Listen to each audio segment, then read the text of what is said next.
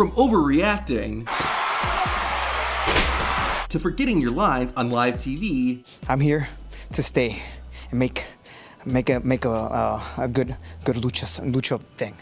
God damn! Woo! This is the worst WWE acting you will ever see. Apologies in advance. Usually, you don't have the Undertaker and bad acting in the same sentence, but even the dead man hit some bumps in the road. After Kane debuted, the Big Red Machine spent months targeting his older brother, the Undertaker. The storyline was pretty dark, and on one episode of Raw, Kane and his manager, Paul Bearer, dug up the caskets of Kane and Undertaker's parents. Not only that, but Kane chokeslammed Undertaker through one of them. However, the moment was made a lot less serious when fans clearly saw Undertaker adjusting his shirt so that his stomach wasn't visible.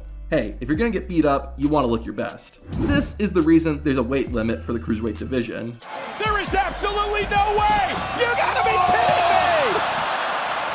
I guess there's a reason he doesn't do that often. I don't know what's worse, the fact he didn't make the jump or that the wrestlers below acted like he did. There's an art to throwing punches in wrestling that makes it look believable. This guy clearly doesn't know that art. It looks like you could drive a car in the space between his fist and his opponent's body. Also, is anyone gonna explain why this ring only has 2 ropes? Actually, talking about bad punches, this guy's offense isn't much better.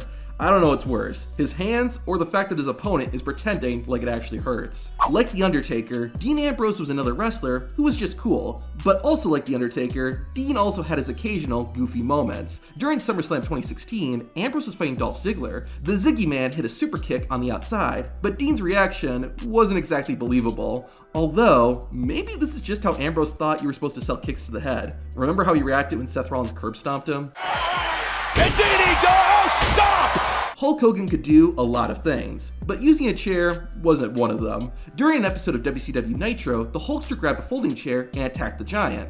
Well, as long as you consider light taps on the head an attack. Speaking of Hogan, remember that time he forgot how to do a move? The ending of The Undertaker and Hulk Hogan's match at Judgment Day 2002 was supposed to be Taker giving Hogan a chokeslam. However, the Hulkster forgot how to take it, leading to a bad finish. It was so bad that WWE actually erased it from history, hoping fans would forget. Now, at least Hulk Hogan remembered how the match was supposed to end. This next wrestler actually forgot how to finish the match. In 2014, Rusev and the Great Khali clashed on Raw. To end the fight, Rusev put Khali in the Accolade. However, Khali didn't react. The referee actually had to remind the Great Khali he was supposed to tap out.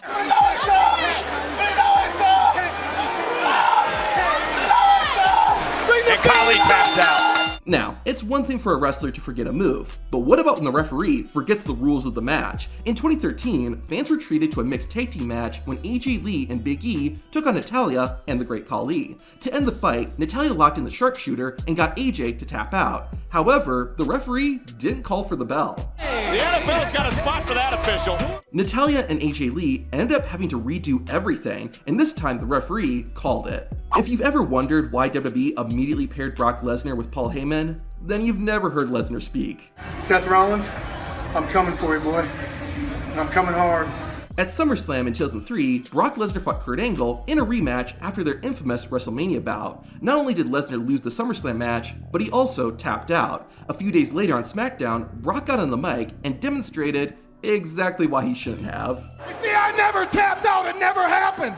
Well, it happened, but it really didn't happen, you see. Whose idea was it to make Brock Lesnar talk? Even when he's trying to be intense, Brock Lesnar's voice won't let him. Let's do this! Come back that second time. He may be walking away, but Brock Lesnar! Now this is either the worst acting or the best, depending on your point of view. Shawn Michaels.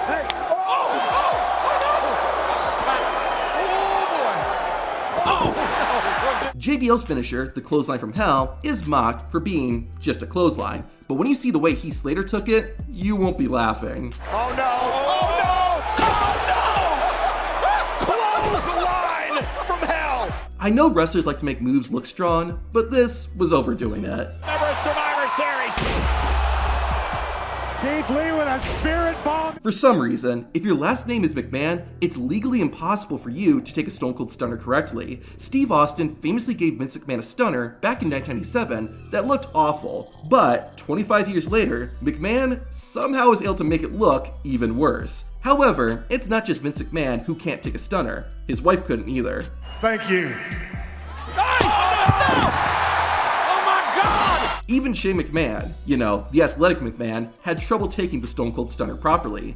Honestly, I think Stephanie is the only McMahon who can do it right. Batista has become arguably the best wrestler turned actor. However, during his time in WWE, it was somewhat questionable. Basketballs don't hold grudges. In the lead up to his Hell in a Cell match against The Undertaker, Batista was hyping up how dangerous and vicious the match could be.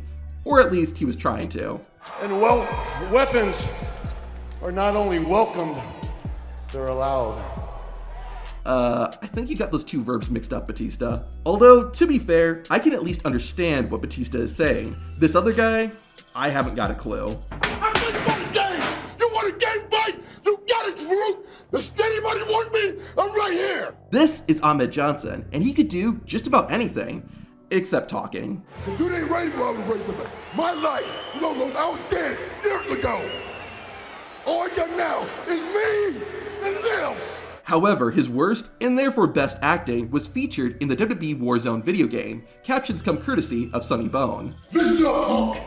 That little ass body of yours can't possibly deal with the ass whipping I'm gonna give you in the ring. If you want to step up to play team, bring it on. Cause I forgot to take my medication in the morning, and I'm in a real bad mood. Normally, I would say get this guy a manager, but I'm glad they didn't. CM Punk might be the best in the world, but he wasn't always. During his time as an independent wrestler, Punk was wrestling a match and threw a steel chair at his opponent. However, the chair never hit his opponent's head. Despite that, the guy acted like he was Mankind during the 1999 Royal Rumble. Please, Mick, say I quit! Speaking of the Rumble, this is another moment that was so bad, WWE was forced to remove it. At the 2008 Royal Rumble, Chris Jericho fought JBL. Y2J went for a bulldog, but the timing was off, and it basically told everyone this wasn't a real fight. Finn Balor nearly forgot to kick out of a pinfall, but to be fair, he does take the L 90% of the time. Sets up now for a pedigree to Balor.